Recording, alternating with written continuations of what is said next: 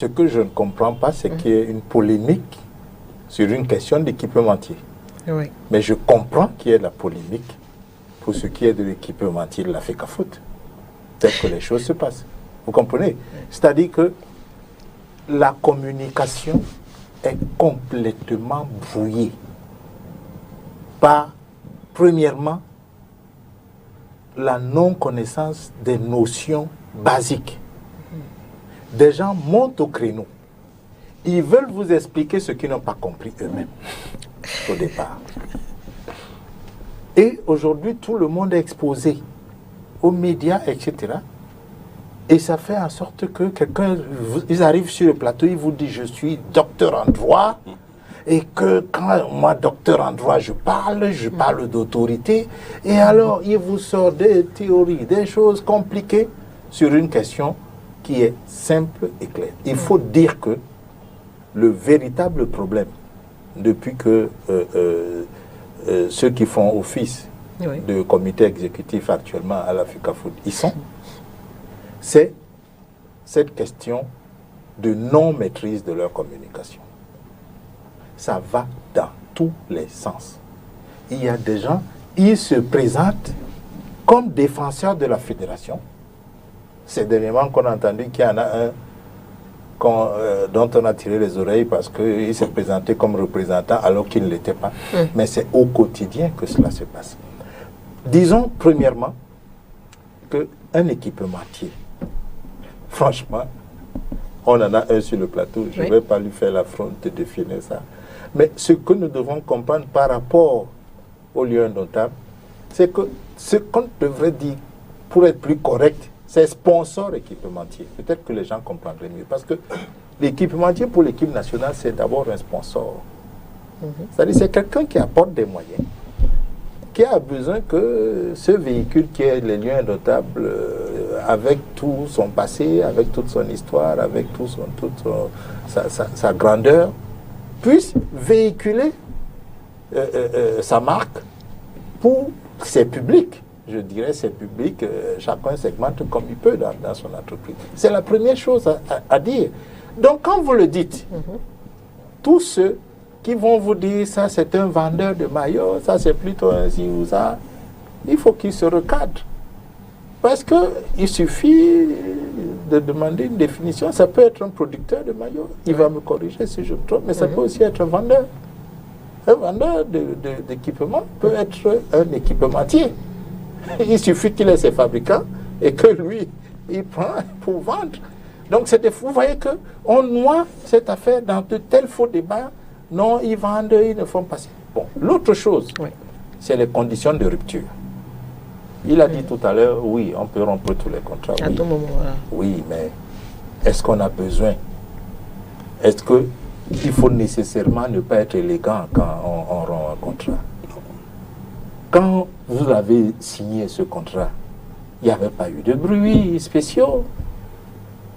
L'équipe qui était en place était tout aussi illégale.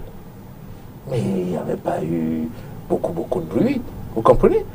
Quand vous voulez le rompre, généralement, dans les contrats, les conditions de rupture sont inscrites. C'est dans les contrats. Y compris même parfois les tribunaux compétents. Oui, à saisir en cas de problème. C'est écrit. Dans le cas du contrat. Donc, sincèrement, qu'est-ce qu'il faut faire? C'est de suivre bêtement.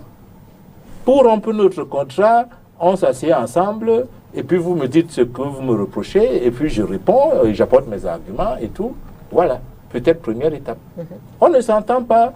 Si c'est ce qui est prévu, on appelle peut-être un arbitre, parce que c'est du ressort des affaires commerciales. On peut prendre un arbitre où chacun apporte son arbitre, et les deux arbitres en prennent un neutre. Et puis, si on ne s'entend pas, on regarde encore le contrat. Tiens, les tribunaux compétents sont ceux de Paris, les tribunaux compétents sont ceux de Yaoundé, etc. Et l'affaire se poursuit. Pourquoi faire du spectacle de mauvais goût autour d'une rupture de contrat qui est simple?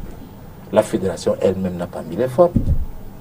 On ne rompt pas un contrat par communiqué, qu'on diffuse comme ça. Ça n'a pas été élégant, ça. C'était pour informer l'opinion. Non, le premier informé, c'est votre partenaire.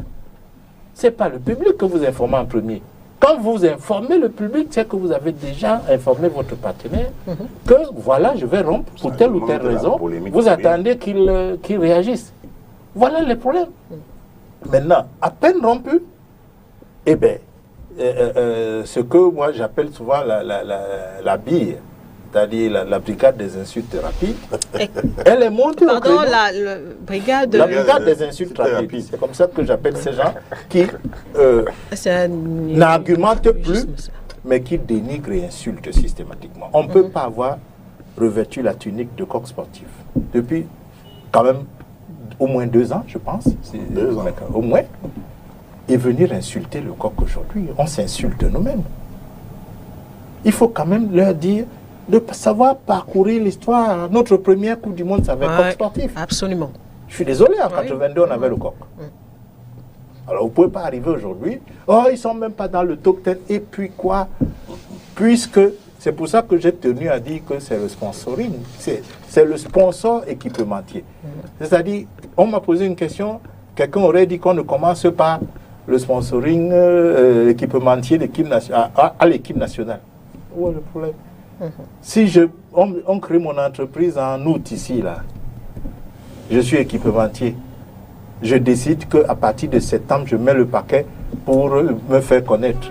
Je mets les moyens. Ça satisfait les liens indomptables. Je n'ai qu'un mois d'existence. Où est le problème pour moi? Les lions regardent, ils ont leurs avocats, ils ont leurs conseils juridiques, ils ont leurs conseils en marketing, communication. Ils regardent le contrat. Mais attention, ce type-là n'est pas très connu, mais il nous apporte plus de moyens que tel autre connu. Qu'est-ce qu'on recherche? On recherche ci, on recherche ça. Nous, est-ce qu'il véhicule nos valeurs? Est-ce qu'il a un problème d'image ou il est contrarié sur le plan commercial mondial, etc. Toutes ces choses-là se regardent. Moi, ce qui me désole, c'est qu'on a l'impression qu'on n'est plus entre personnes intelligentes qui savent de quoi elles parlent et qu'on laisse des gens aller se défouler sur les médias pour des questions que j'allais dire finalement banales.